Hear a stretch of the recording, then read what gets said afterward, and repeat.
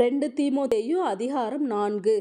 நான் தேவனுக்கு முன்பாகவும் உயிரோடு இருக்கிறவர்களையும் மரித்தவர்களையும் நியாயம் தீர்க்கப் போகிற கர்த்தராகிய இயேசு கிறிஸ்துவுக்கு முன்பாகவும் அவருடைய பிரசன்னமாக்குதலையும் அவருடைய ராஜ்யத்தையும் சாட்சியாக வைத்து கட்டளையிடுகிறதாவது, சமயம் வாய்த்தாலும் வாய்க்காவிட்டாலும் ஜாக்கிரதையாய் திருவசனத்தை பிரசங்கம் பண்ணு.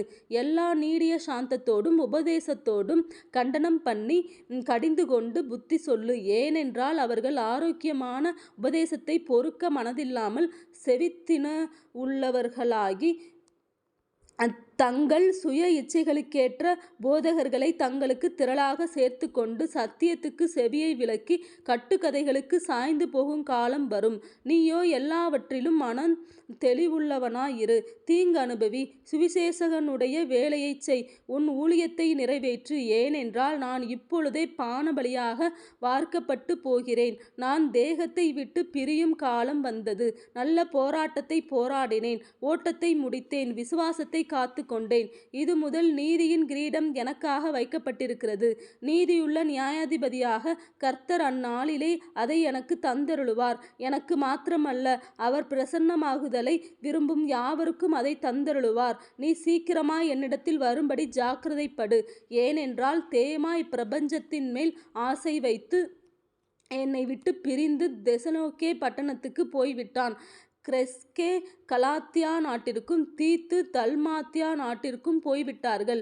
லூக்கா மாத்திரம் என்னோடே இருக்கிறான். மார்க்குவை உன்னோடே கூட்டிக் கொண்டு வா. ஊழியத்தில் அவன் எனக்கு பிரயோஜனமுள்ளவன். தீகிக்குவை நான் எபேசுவுக்கு அனுப்பினேன்.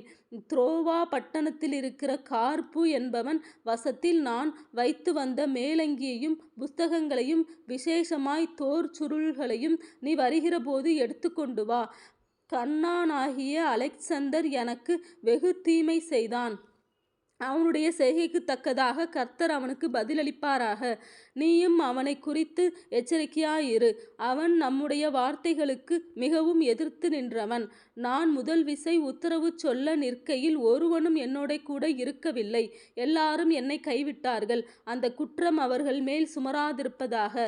கர்த்தரோ எனக்கு துணையாக நின்று என்னாலே பிரசங்கம் நிறைவேறுகிறதற்காகவும் புறஜாதியார் எல்லாரும் கேட்கிறதற்காகவும் என்னை பலப்படுத்தினார். சிங்கத்தின் வாயிலிருந்தும் நான் இரட்சிக்கப்பட்டேன்.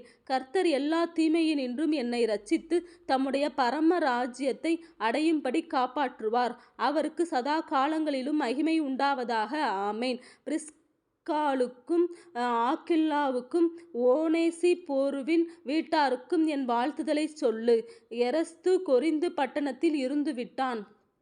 துரோப்பீமுவை மிலேத்துவில் வியாதிப்பட்டவனாக விட்டு வந்தேன். மாரிகாலத்துக்கு முன் நீ வந்து சேரும்படி ஜாக்கிரதைப்படு. ஐபூலுவும் புதேஸ்ஜும் லீனுவும் கலவுதியாலும் மற்றெல்லா சகோதரரும் உனக்கு வாழ்த்துதல் சொல்லுகிறார்கள். கர்த்தராகிய இயேசு கிறிஸ்து உன் ஆவியுடனே கூட இருப்பாராக. கிருபை உங்களோடு இருப்பதாக. ஆமேன்.